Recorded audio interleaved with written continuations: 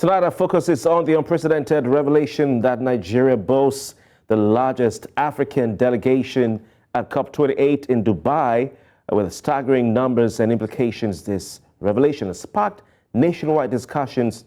Now, Nigeria's massive representation, equaling that of China, the Chinese delegation, at the Global Climate Summit, demands a deeper scrutiny and understanding. Nigeria set a record-breaking 1,411 delegates to COP28. I mean, compared that to last year, last year was a drop in the ocean. This is the largest in Africa and the third largest globally. This comes at a time of economic hardship for the country, raising questions about the priorities of the Bola Tinubu-led government. Now, President Tinubu himself has made numerous international trips since taking office in May 2023. With limited, however, there's been limited transparency about the size and cost of his delegations. According to data published by the UNFCCC, about 97,000 delegates registered to attend in person, with another 3,000 registering to participate virtually, making it the largest COP conference in history, and almost twice the number that traveled to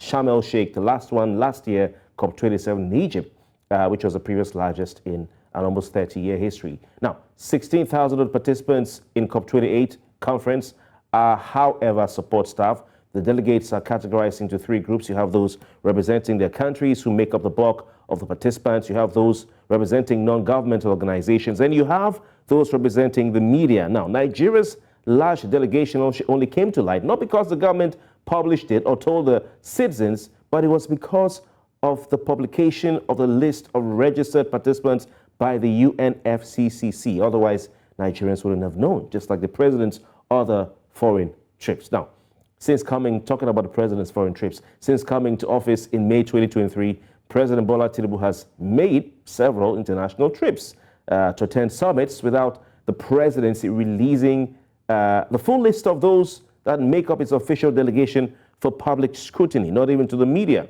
Now, President Tinubu made his first official trip to France on June 20 to attend the summit for a new global financing pact, that summit where he went missing when he was meant to give a speech.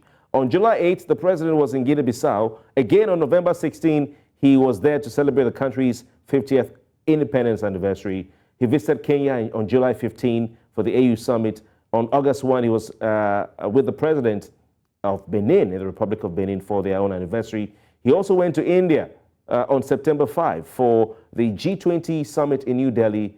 A few days later, he arrived in New York, the United States of America, for the UN General Assembly meeting. President Tinubu was in Saudi Arabia. November 8, he was in Germany. November 19, and is presently in the UAE. Well, before I introduce my guest tonight on Politics HQ, I have a big fish in the studio, the head of news of Newscentral Television, Mr. Uzonna Ononye. We call him the ancestor. You're welcome. Said, good to have you. He is joining us tonight to crunch some figures. And please, sir, take us through. Quite a lot has been said about the trip and the delegation from Nigeria, with numbers that are not accepted by everyone. First, we had the report that from Nigeria there were 1,411, and then federal government came out to say, no, we are not responsible for all of them. We only have 422. However, the list published, which you referred to from the UN themselves, gave a broad picture of who were there representing the federal government of Nigeria because of the institutions they stand for and the state government. But let's start with the controversy and the numbers of the people that were sent to that meeting. If you go through this, you will see against each item, you have the number of persons from the National Assembly, 36, NMPC, 28, Ministry of Foreign Affairs, and so on and so forth. You will see it for yourself. And some of them, you'll be wondering what they are actually doing there. Ministry of Transportation, and then Federal Ministry of Finance, all of them had representations. Going further again, you will see even NLC were represented, on this delegation, quite lengthy of people that were represented there. But that's not enough.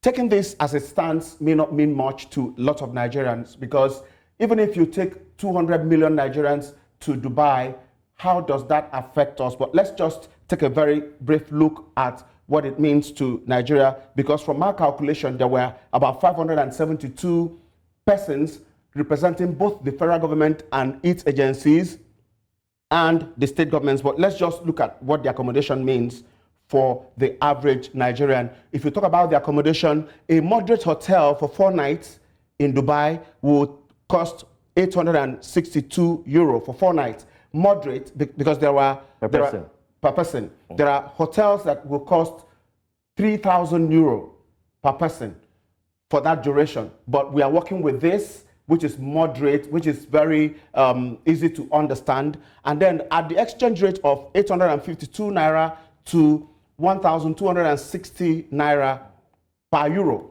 Because if you talk about the exchange rate, you have 2 sources. Government will tell you this is what is obtainable. But when you want to go and exchange the currency yourself, you will discover that it is not exactly what you hear from government that you find. So we have that disparity between 858 to 1,260 per euro, the exchange rate. Now, bring it further. Average cost per person, taking into cognizance that exchange rate, we chose a middle line, 1,000 naira to 1 euro. So if you do the math, it will give you 862,000 naira per individual, per person. Now for 500 just for accommodation. Yes, for 570 persons, we are considering, that's it, 474 million naira. That's what it is. Oh. Okay, for 570 persons. But let's move further. They didn't walk to UAE by foot. They flew. you know, beating Hilda Bassi into the Guinness Book of Records if they walked. Yeah, okay. So for the flight and transportation, we also have a few numbers that we will be considering at this moment. Still considering with the same exchange rate that exchange rate issue, because most of these things we are not operating them by ourselves. It is operated. I mean, it's provided by it's determined by the exchange rate. But the flight and transportation using the same format will give us 855 million naira for flight and transportation. We couldn't compute the local travels because we do not know the hotel where they are staying, the distance between the hotel and the venue of the summit. So we left that open. But the flight only, direct flight at an average rate of 1.5 million naira, yeah, that we have it now, at average rate of 1.5 million naira per person for a direct flight to Dubai, and average flight for 570 persons will give us that 855 million naira. Wow. Simple. So we couldn't, as I said earlier, we couldn't check the intercity figure. So per diem, we looked at transportation and flights. Yes, let's talk about the feeding. Right. That's not much. They have to eat, of course. You said? They have to eat, of course. Exactly, sure. So the per diem, which is where the feeding is captured, it will give us a total of 342 million naira. If we get the breakdown, you would understand. So what? Extra code. Yeah, well, they call it different names. Different names. Yeah, but per diem is where we have the range is between that's it. It's between $100 and $500 daily, depending on your category, on your grade as a civil servant or whatever you do. So average for feeding per person, we don't want to go so high to 500, so we just take $150 per person.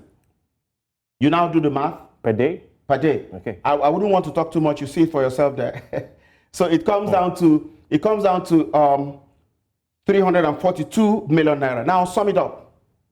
You now sum up accommodation, transportation, and flight and transportation, and per diem. That's the effect of having 570 people, 1.6 billion naira.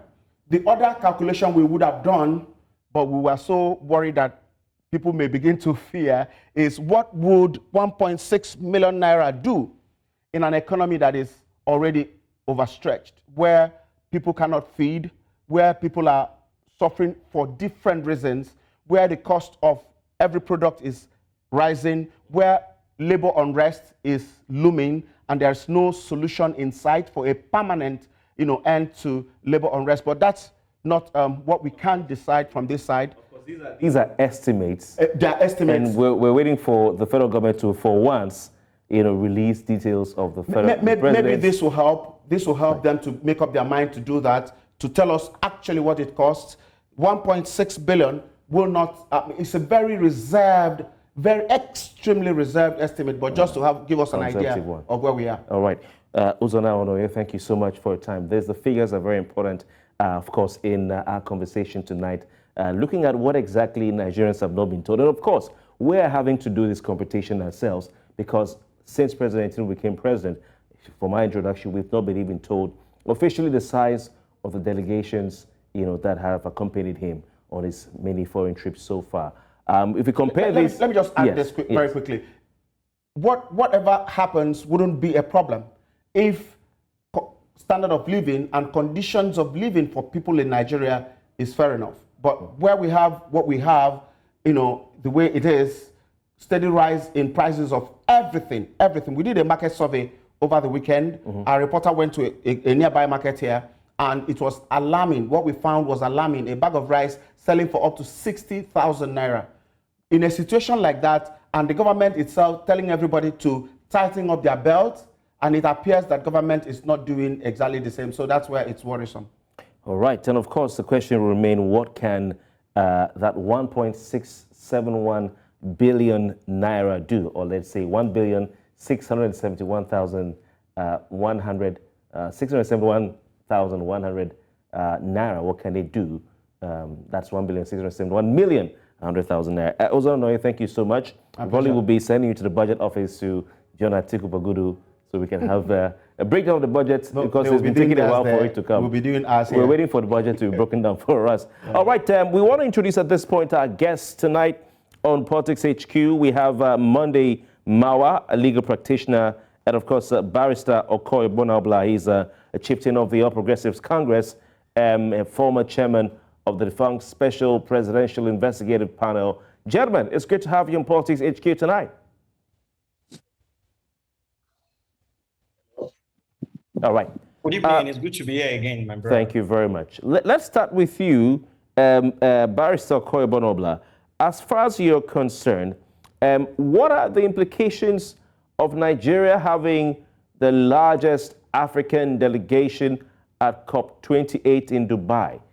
Standing neck and neck, shoulder to shoulder, in a tie with the delegations, the size of delegations of countries like China. When you talk about delegate numbers. Mr. Obla, please. Obonobla.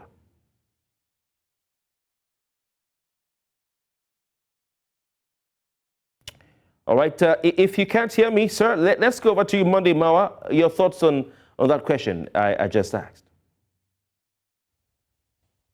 Well, I think, to be sincere, my brother, that delegation is quite frightening in numbers. Looking at the reality on ground in our country home at the moment. I was listening to your other colleague doing the mathematical computation of what is expected to cost the federal government for just this trip alone. And I was asking myself, if we are going to spend approximately 1.6 billion for a single trip, I can only wish that the outcome of it will justify it. Because if we don't have anything that will justify what we are putting in, what they are taking from the taxpayers' money, then it will be quite unfortunate. Because first, if you ask yourself, initially, I think I read somewhere in the news where I heard that we are having about 1,411 delegations for the COP-28 conference. And I was asking myself, 1,411? For what purpose? To go and do what? Is it that all of them are having different duty or function to play out there? Then again, later, I think we were told that the 1,411 of them are not going on the federal government bills. And again, that it was now reduced to 599. But of course, your colleague earlier on mentioned about, I think 577, but whichever way, 577, 599, they are almost of the same line. But the question is that, do we really need that much a number of people to attend that conference? But again, like I said earlier, we can actually wait for them to return back. Let's see what will come out of this conference, and so we'll be able to juxtapose what we are putting in before I will be able to actually draw a conclusion. But looking at it, breathing Malu, or looking at it from the face of it, I really feel that number is on the high side, considering the economic comatose that our country found itself at the moment. And don't forget, I think a couple of days ago, or just I think last 2 weeks, we heard the person of the National Security Advisor, Nuhu Badu, came up to say that the Buhari-led administration emptied the Nigeria Treasury before they left office. And to me, that is no longer a statement of, it's not surprising for some of us that have been watching what Buhari and his ally did very closely, particularly towards the end of their tenure. And of course, some of them went back home with some party gifts running to billions of naira. For what reason? I think that would be an issue for another day. But honestly speaking, if you ask me, if we are in a now country, the like of Buhari by now should have been called upon to come and answer some very select questions from what transpired in his office while he was the president of Nigeria. But Buhari is not the point of concentration for tonight. But the point is this: if what Ribadu has told us, and which many of us were aware to what it is, that Buhari left an empty treasury for us. Now, where are we going to get all of this to fund this trip? Because what we have now, we should be able to manage them. The scarce resources should be appropriately minimized for some of the competing interests. Our roads, as at the moment, are terribly bad. They need urgent federal government attention. So I think, to my mind, like I said earlier, I will still wait to allow them return back. Let's see the justification. Let's see what they are coming back with, because that will also give me a very good pedestal to actually judge what they have done, considering what we have put in. Because the outcome of what you are putting in should be what will determine whether you are gaining or you are losing. I think that is what I would just say for now in respect of that. Thank you very much, Monday Mawa. I want to bring in Barrister Okoye Obonobla. Thank you so much, sir. Good to have you. Give us your own take on what the implications are, of Nigeria having the largest delegation at COP-28. The size of Nigeria's delegation standing toe-to-toe, neck and neck in tie with the size of a delegation like that of the People's Republic of China. Mr. Obonobla. Yes, there's nothing wrong with that. If you take into account that Nigeria is the most populous country in Africa, Nigeria is the giant of Africa. Whether you take it or leave it, even our GDP is biggest, we are the biggest economy. So let's compare Nigeria delegates with Brazil. Brazil is almost at par with Nigeria in so many things, maybe economically, politically, and technologically. The population too of Brazil is very close to that of Nigeria. So let's compare Nigeria with the Brazilian delegation of 3,308 delegates. And we have just 1,400 or so. And taking into account that we have seen what climate change has done to Nigeria. The Boko Haram insurgency is... Mr. Obla, please, are you there? Okay, we've lost connection with Okoye Obonobla, but Monday Mawa, your fellow learned colleague has told you that we have, for instance, Boko Haram insurgency. That is, sir, are you there? Mr. Okoye Obonobla, can you hear me?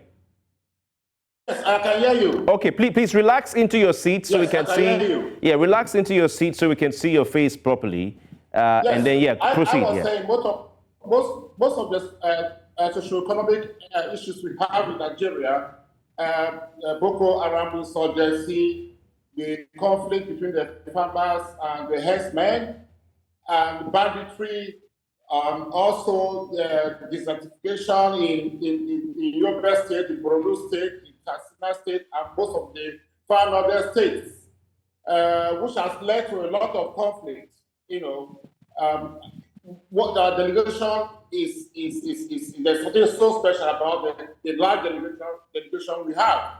And taking into account the fact that even Brazil has over 3,000 plus.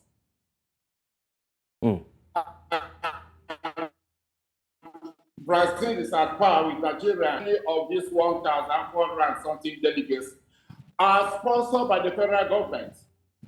We have a lot of NGOs who are into environmental issues.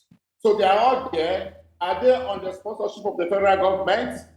Also the media. So we have three types of delegates. We have the participants, we have the observers, and we have the media. So how many of these delegates are being sponsored by the federal government to warrant this alarm? Taking into account that this is the largest conference of parties we have seen in the last 5 years. I was going through the carbon brief, this evening, and I saw that we have about 100,000 participants attending this conference, the biggest. All right. Okay, Mr. Borobla, I want to chip in at this point. I want to chip in at this point, please. Sincere apologies. But I'll come back to Monday Mawa. Monday Mawa, your lady colleague has spoken to say that Nigeria does not have the largest delegation. Nigeria is not the only country that has a large delegation that is coping with economic difficulties. He's talked about Brazil, which has a population like that of Nigeria in a way, and also has its own economic challenges, but is taking, almost double the size of, more than double actually, now that the Minister of Finance Information has told us the actual size of the Nigerian delegation, because he himself, Nigeria's information minister, was on the list on that UN website, but he didn't attend, which shows that some people who were on that list did not attend.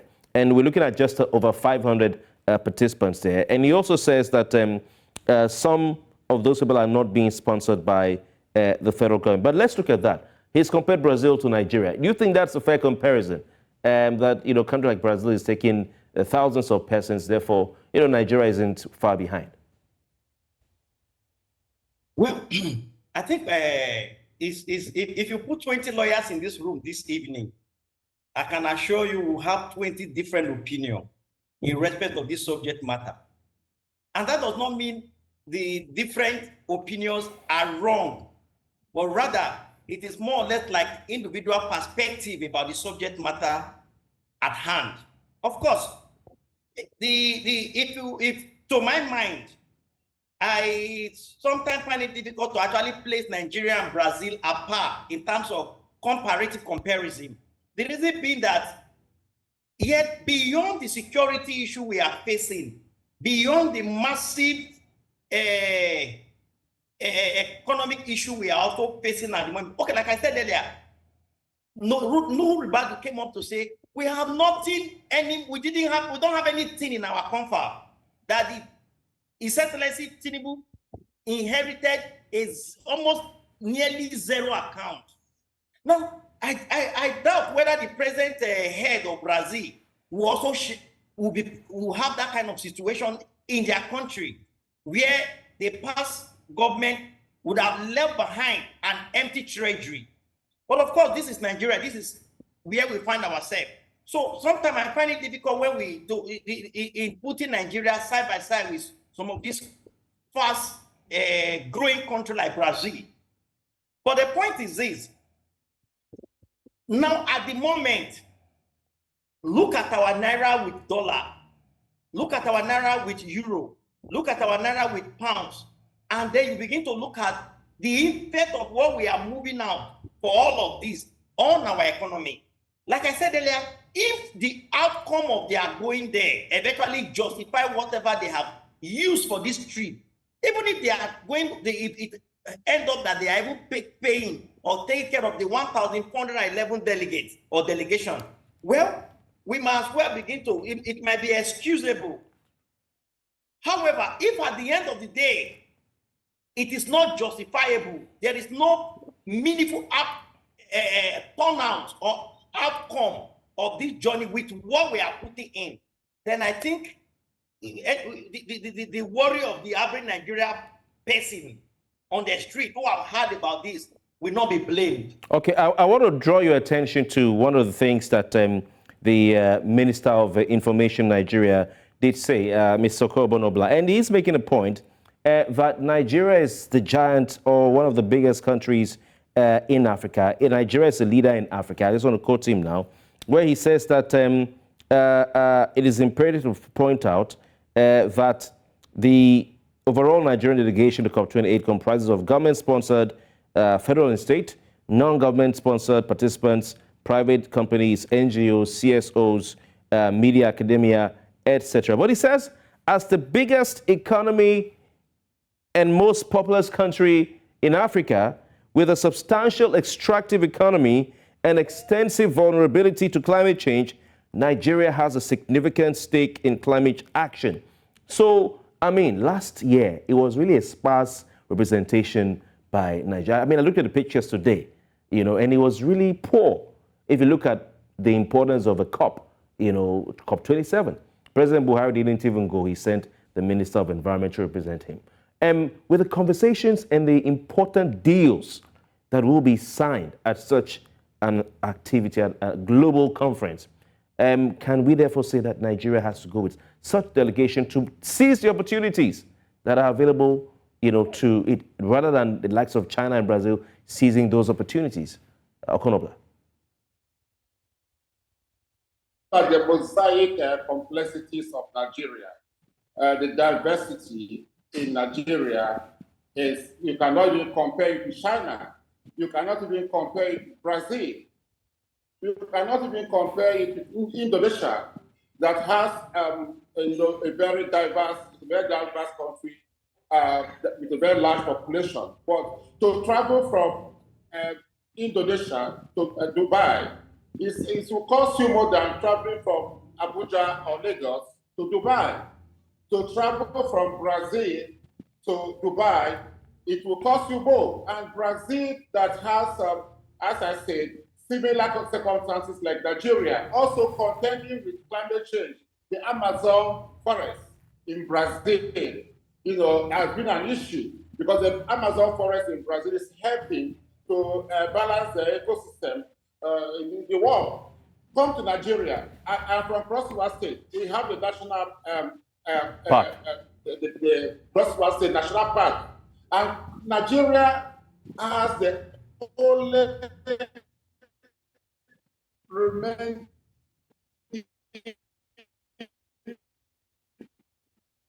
rainforest. It has been devastated.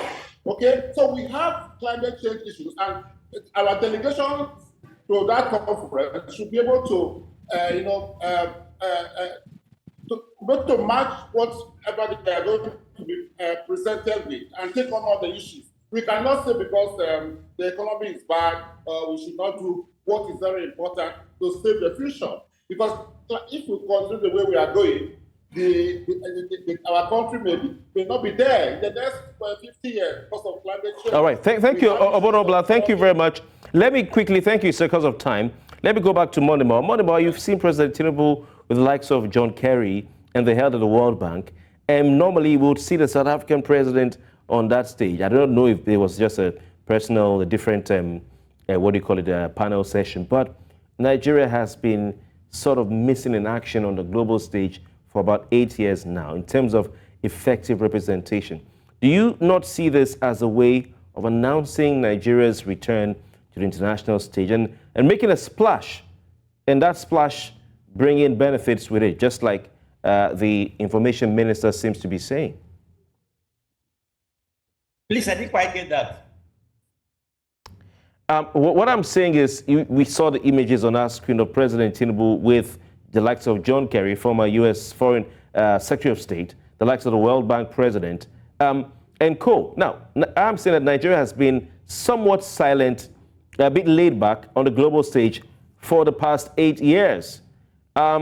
With such a size of delegation, would you see it, just like the Minister of Information has said in his statement, would you see that as Nigeria re-announcing its itself on the global stage and making a splash so that it can also, Definitely. At least people to be sincere and candid. His Excellency Bola Ahmed Tinubu is an intelligent person compared to, I don't want to compare him to any other person, but to be sincere, at least we are praying that God grant him a very good health. With his international exposure, with his intellect, we expect Nigeria to take more of the international stage, more than we used to have in the past, particularly in the last 8 years. And of course, like I think your colleague mentioned it earlier on, within this September, November, the man has practically attended or has been invited in almost all of these world meetings. And of course, I think that goes to show the fact that they know his relevance, they know the fact that he has so much to offer. And I expect that Nigeria should be able to benefit immensely from all of this. All right. It's a value with the international leaders and all of that. Soonest or than we expect, rather. So I'm hopeful, and I think it is a good omen for the country. All right, gentlemen, thank you very much for your time. It remains to be seen, like I said, we have to follow the money to know where in the supplementary budget the money will be coming from. Or if it was accounted for, I know Buhari would not put this in his budget because he didn't go last year. I don't think he was going to. But we need to know where this money is coming from, and then a breakdown from the government or the benefits in Naira and Kobo that Nigeria will derive from this investment. Okoy Obonobla, barrister, thank you very much for your time. And of course, Monday, Mawa, barrister, thank you so much for your time as well. It's been a pleasure having both of you. Thank you.